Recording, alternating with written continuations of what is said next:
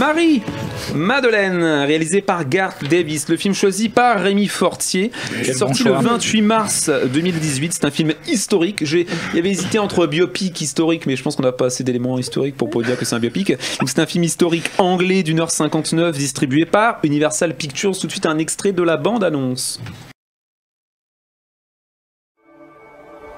Mary, you brought shame on our family. There's something unnatural inside you. Your family says you grapple with the demon. If there's a demon in me, it's always been there. There are no demons here. Mary, Marie-Madeleine est malheureuse. Marie-Madeleine rencontre Jésus.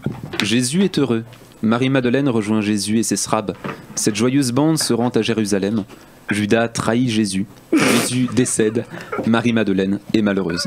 Tout de suite, les notes de la salle de démontage. On a un petit 5. Un film moyen pour Guillaume, un 3, un film mauvais, oh là là.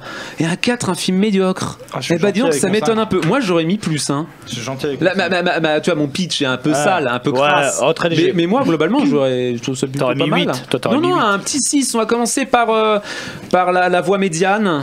Julie, un 4, c'est un film médiocre. Ouais. Moi, j'étais très contente de retrouver une de mes actrices préférées depuis A Ghost Story. Voilà. Donc depuis l'an dernier. C'est ça. Depuis il y a 3 mois. Depuis il y a 6 mois, c'est ça. Ouais, mais depuis, j'en ai beaucoup vu avec elle. Et elle interprète donc Marie-Madeleine. Tu veux rappeler qui est Marie-Madeleine ? Bah justement, je ne connaissais pas. Tu n'étais pas au caté ? Non, enfin j'écoutais pas au caté. Et du coup, c'est un personnage de légende et ça a bien remis. C'est un Pokémon légendaire en fait. Spider-Man. C'est ça. Et Dracofeu. Voilà. Voilà, j'ai appris quelque chose et j'aime les films instructifs. C'est pas forcément une qualité d'être instructif. Non, parce que c'est pas une qualité cinématographique, c'est sûr. Donc j'ai été impressionnée par le jeu de l'actrice qui est vraiment tout en retenue. Et pour une fois, Joaquin Phoenix, même si c'est mon chouchou, je l'ai trouvé un peu trop exubérant. Voilà, c'est pas le rôle dans lequel je trouve. Tu aurais aimé le voir ? Non, pas du tout, pas en Jésus-Christ. Ah ouais ? Bah non. D'accord. J'ai été impressionnée par les images de la fin de Jérusalem. C'est magnifique. L'image est très soignée. Ça a été tourné au Maroc, mais là, je ne sais pas si c'est une image de synthèse ou si ça existe vraiment. Parce que le temple n'existe plus. Depuis quelques années déjà. Depuis l'an dernier, je crois, il y a eu une bombe. Il y a eu une connerie. Et ils graffaient les murs. Donc ils ont tout reconstruit. Non, c'est l'image de synthèse. Tu avais la réponse dans ta question. Et c'est ce qu'on appelle le cinéma des temps modernes. Tu as vu un peu comment ça se passait maintenant ? Il y avait Chaplin, et puis maintenant, il y a le vrai temps moderne où les choses se font dans des studios. Regarde The Disaster Artist, il t'explique comment tourner en studio.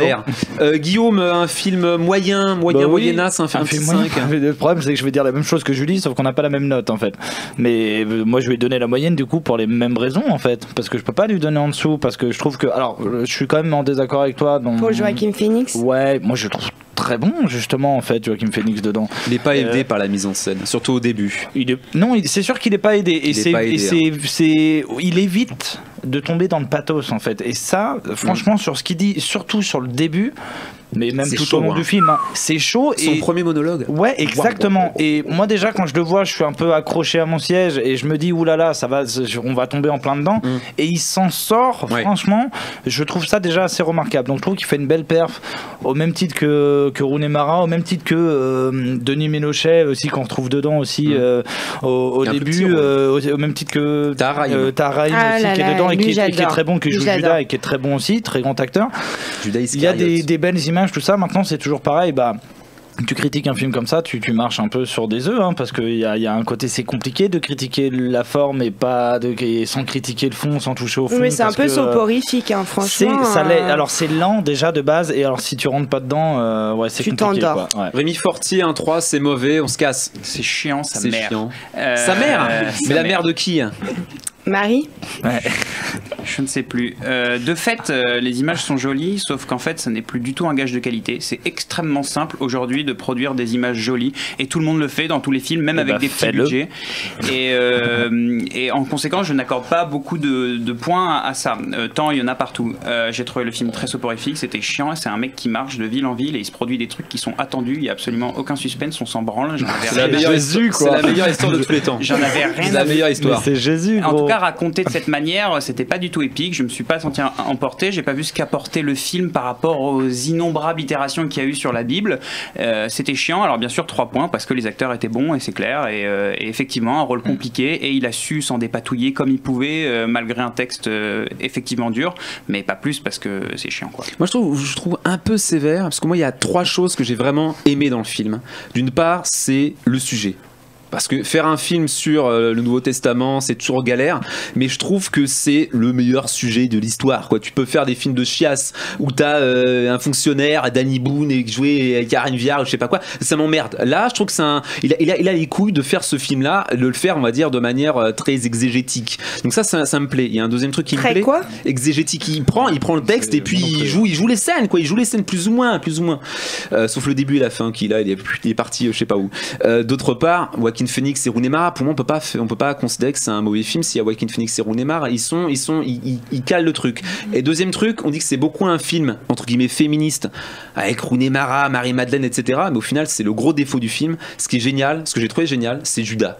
Judas, il est top. Sûr, et je trouve qu'il est passé à côté de son film parce qu'il aurait vraiment gagné en valeur, gagné en qualité s'il avait concentré son récit autour de la relation Judas-Jésus. Mais c'est pas le but, ça s'appelle Marie-Madeleine. Oui, mais il aurait pas dû. Il aurait pas dû. Il aurait dû en faire un autre. Il aurait appelé ça Judas. Mais au milieu du film, on voit que ça intéresse plus Marie-Madeleine et qui bascule sur autre chose.